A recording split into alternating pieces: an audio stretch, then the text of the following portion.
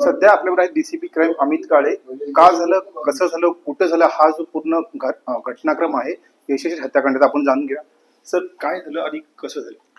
आपण आरोपीला आज कोर्टात हजर केलेला आहे. त्याला काल ताब्यात घेतलं होतं आणि त्याचं इनिशियल इंट्रोगेशन आपण केलंय. त्यातनं काही माहिती जी समोर आलेली आहे ती अशी की हा 22 तारखेला घटनेच्या आधी साधारणतः 23 तिकडनं कर्नाटकात निघाला आणि 23 तारखेला तो उरणमध्ये पोहोचला. आपल्या मित्राच्या घरी थांबला आणि 24 तारखेच्या तो दुपारी डिसीज मुलीला जुईनगर रेल्वे स्टेशनला आधी भेटला. 25 तारखेला सुद्धा त्याला तिला भेटायचं होतं म्हणून तो तिला कॉन्टॅक्ट करण्याचा प्रयत्न करत होता. मुलगी रिस्पॉन्ड करत नव्हती म्हणून मग यांनी काही फोटो त्या दोघांचे जे आहे ते फेसबुकवरती अपलोड केले. मुलगी भेटायला आल्यानंतर जी डिसीज आहे ती भेटायला आल्यानंतर त्याने फोटो डिलीट केले आणि त्याच्यावर त्यांचं भांडण सुरू झालं. कारण त्याच्याकडे जे काही फोटो असतील ते डिलीट कर मोबाईलमधनं असं म्हणून त्यांचं वारंवार याच्यापूर्वी पण वादावादी झालेली आहे. सेम टाइम हा तिला माझ्यासोबत तू बँगलोरला चल किंवा माझ्यासोबत राहा अशा प्रकारचं जे काही प्रेशर करत होता आणि ते नाही केलं तर मी फोटो अपलोड करून बदनामी वगैरे जे यांचं चालू होतं. यातनं त्याने ऑलरेडी त्याच्याकडे जे वेपन होतं जे तो घेऊन आला होता बँगलोरवरनं त्याच वेपनचा वापर करून त्यांनी 25 तारखेला हत्या केली. हत्येनंतर तो उरणवरनं निघाला आणि लोकल ट्रेनने पनवेलला गेला. मित्राला बँगलोर कर्नाटका मुलगर्भावरनं काही पैसे मागितले, ऑनलाईन ट्रान्सफर झाले आणि पनवेलवरनंच त्यांनी ATM मधनं ते साधारणतः 1000 रुपयाच्या जवळपास त्याने पैसे विड्रॉल केले आणि मग मॅकडोनाल्डचा जो पॉईंट आहे एक्सप्रेस हायवे सुरू व्हायच्या आधी तिथनं तो बँगलोरला गेला. असं हे सगळं त्यांनी सांगितलेल्या इंट्रोगेशनमध्ये पुढे आलंय.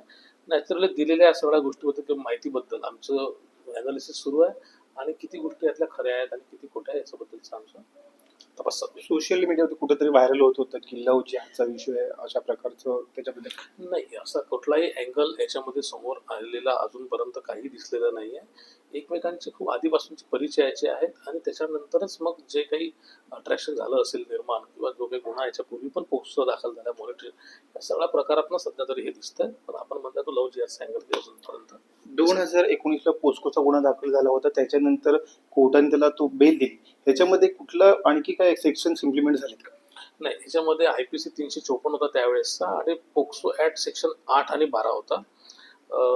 त्याच्यामध्ये त्याला साधारणतः दीड महिना हा जेलमध्ये होता. दीड महिन्यानंतर याला त्यातनं बेल झालेला आहे आणि मग कोविडचा काळ सुरू झाला आणि मग हा बँगलोरला परत शिफ्ट झाला.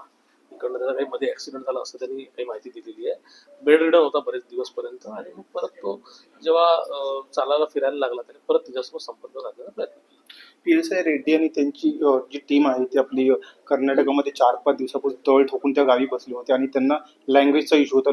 लोक त्यांना सपोर्ट करत गेले. 4 दिवस त्या ठिकाणी ते इन्व्हेस्टिगेशन करत होते. हा पूर्ण प्रकार कसा होता? निश्चितच पोलिसांनी फार चिकाटीने इथे काम केलेलं आहे. दिवस रात्र कंटिन्यूअस एका कडीसोबत दुसरी कडे जोडण्याचा प्रयत्न केला. सगळ्यात मोठा बॅरियर तर लँग्वेज होताच. त्याच्यासाठी त्यांनी काही लोकल लोकांची पण मदत घेतली आणि लोकल लोकांनी पण त्याच्यामध्ये सेन्सिबली त्यांना मदत केली. जी पॉसिबली माहिती ते देऊ शकत होती ती त्यांनी दिली. माहिती मिळवण्याचा प्रयत्न केला आणि व्यवस्थितरित्या त्याला लोकेट केलं गेलं आधी आणि मग सक्सेसफुली तिथून त्याला पिकअप पण केलं.